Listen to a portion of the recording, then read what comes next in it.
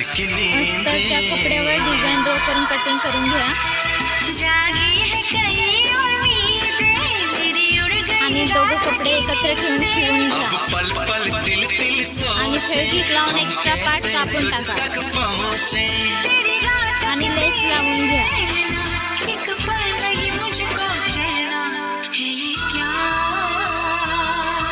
Centre portion बनवून घ्या आणि त्याच्या आता छोटे छोटे प्लेट्स बनवून शिवा म्हणजे डिझाईन बनेल।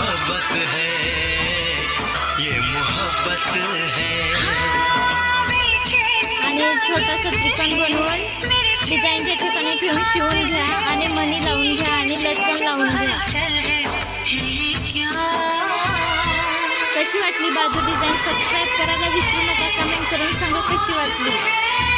Bye bye.